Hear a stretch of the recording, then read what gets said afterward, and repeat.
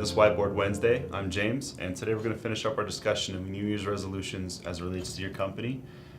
Previously we've talked about things not to do, things we're already doing and how to improve, but today we want to focus on new habits that we can incorporate into our business. So let's take a look real fast at what our processes are in our company. It's pretty typical for most companies. They'll change a little bit.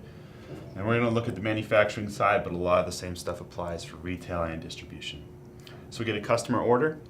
From here, we're obviously generating a bill of materials for that product. Those parts need to be picked from our inventory and going to be sent off to manufacturing, whether it's a multi-step or it's an easy process. Even in distribution, whether it's repackaging, all those things, we're going to get our finished product ready off to ship. And then we're going to need to reorder from our vendors for those raw goods that we've used so that we have more on hand and avoid those stockouts. So, this is our process. What can we do to speed it up? What can we do to save some time? Let's start with slotting. This one is so easy. It's a physical process in most sense, where it's a reorganizing of your warehouse layout or your inventory and where it's put. But it's so helpful when it comes to pulling those parts for that bill of materials for the manufacturing process. If your employee or yourself is scrambling around and everything is just placed wherever you can find it, you're wasting time. But if you create a dedicated inventory map that each part has a spot for it on its shelf, it's near those other parts that are all needed for that same product, you're saving time, and in the long run, you're going to end up saving money. In fact, a similar thing happens with, recently read about Harley-Davidson motorcycles, where they found even if they're able to save 2 seconds off of their production time for a motorcycle, because they make so many motorcycles, they were saving millions a year.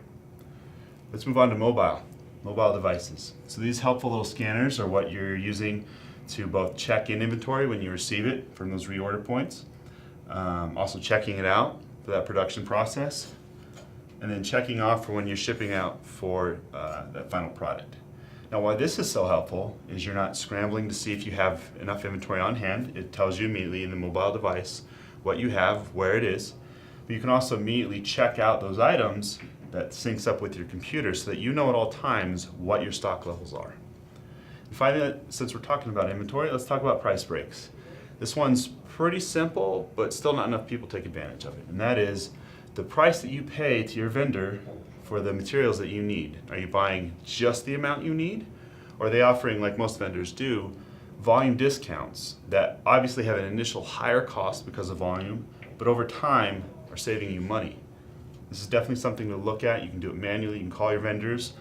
But with all of these, with an automated software solution, all of these can tie together so that they're all speaking to this main central hub that you're using, this computer, so that you can speed up this entire process. Now, if Harley-Davidson is saving millions a year, shaving 2 seconds off production time for a motorcycle, imagine how much money you might be able to save even by saving just 5 minutes a day.